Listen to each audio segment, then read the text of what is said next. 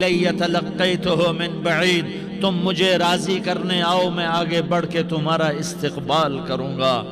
کوئی ناراض، میں کسی سے ناراض ہو جاؤں، وہ مجھے منانے آئے تو میں اس کا استقبال کروں گا یا منہ موڑ کے بیٹھوں گا اور اسے صلواتیں سناؤں گا، جلی کٹی سناؤں گا؟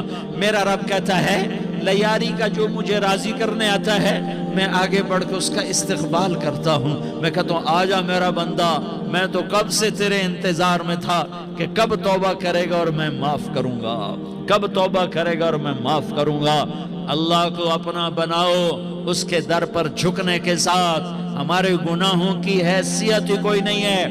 بنی اسرائیل میں ایک آدمی نے 99 قتل کیے، اس کو خیال آیا میں توبہ کروں، ایک عبادت گزار کے پاس گیا اور اس سے پوچھنے لگا میں نے 99 قتل کیے ہیں، میری توبہ ہو سکتی ہے؟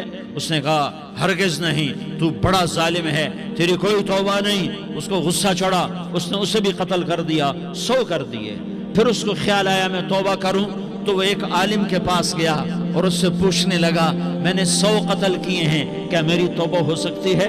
کہ بیٹا کیوں نہیں ہو سکتی توبہ؟ ہائے ہائے ہائے ہائے ہائے۔ میرا رب ایک مثال دیتا ہے، کہتا میرا بندہ تو اتنے گناہ کر کہ زمین کو بھر دے، اس خلا کو بھر دے، چاند تاروں ستاروں کو بھر دے، اتنے گناہ کر کہ آسمان کی چھت کو لگا دے، زمین سے اٹھا اور آسمان کی چھت کو لگا دے۔ اتنے گناہ کرنے کے بعد صرف ایک دفعہ کہہ دے یا اللہ معافی دے دے تو میں سارے ہی معاف کروں گا، سارے معاف کروں گا، ولا ابالی، اور مجھے کوئی پرواہ نہیں ہوگی۔ انہوں نے کہا بیٹا گناہوں کی معافی تو یقیناً ہے لیکن توبہ کا ہونا ضروری ہے، تیری توبہ پکی ہونے کے لیے یہ ماحول چھوڑنا ضروری ہے۔ تو یہ بستی چھوڑ کے اس بستی میں چلا جا، وہاں نیک لوگ رہتے ہیں، ان کی صحبت میں تو رہے گا تو تیری توبہ پکی ہو جائے گی۔ اس نے کہا میری معافی ہو جائے، میری معافی ہو جائے، میں ہر کام کرنے کو تیار ہوں۔ بوریا بستر اٹھایا، جو تبلیغ والے کہتے ہیں گھر چھوڑو، لیاری چھوڑو، بستر اٹھاؤ اور چلے کے لیے نکلو، 4 مہینے کے لیے نکلو کہ اپنی توبہ کو پکا کرو، ورنہ ماحول کی گندگی پھر آدمی کو گرا دیتی ہے، پھر گرا دیتی ہے، پھر گرا دیتی ہے۔ وہ نکلا، راستے میں موت آئی، جب موت نے جھٹکا دیا تو اس نے چھلانگ لگائی اس نیک لوگوں کی بس کی طرف، وہ ایسے گرا، اس کے ہاتھ اس کے آگے اور پورا جسم ایسے آگے پھیلا ہوا۔ اللہ تعالیٰ نے لیاری والوں کو قصہ سنانا تھا تو دونوں فرشتے بھیج دیے، جنت کا بھی آ گیا، جہنم کا بھی آ گیا۔ جہنم والے کہنے لگے مجرم ہے ہتھ کڑی لگاؤ، جنت والے کہنے لگے مہمان ہے سہرے پہناؤ۔ جہنم والے کہنے لگے توبہ ادھوری ہے، ابھی توبہ پکی نہیں ہے، ابھی نیک لوگوں کے شہر کو پہنچا ہی نہیں ہے کہ موت آ گئی۔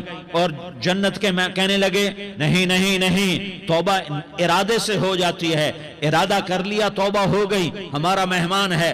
اللہ نے تیسرا فرشتہ بھیجا، جاؤ فیصلہ کرو۔ کیا فیصلہ کرو؟ وہ یہاں مرا پڑا ہے، یہ اس کی بستی ہے، یہ نیک لوگوں کی بستی ہے، وہ یہاں مرا پڑا تھا۔ اللہ تعالیٰ نے کہا فیصلہ کیا کرتا ہوں کہ یہ فاصلہ ناپو، اگر گھر کے قریب ہے تو دوزخ والے لے جاؤ، اگر نیک لوگوں کی بستی کے قریب ہے تو جنت والے لے جاؤ، یہ میرا فیصلہ ہے۔ ہائے ہائے واہ میرا رب، میں تیرے قربان۔ ہوا کیا تھا؟ وہ گھر کے قریب تھا اور نیک لوگوں کی بستی سے دور تھا۔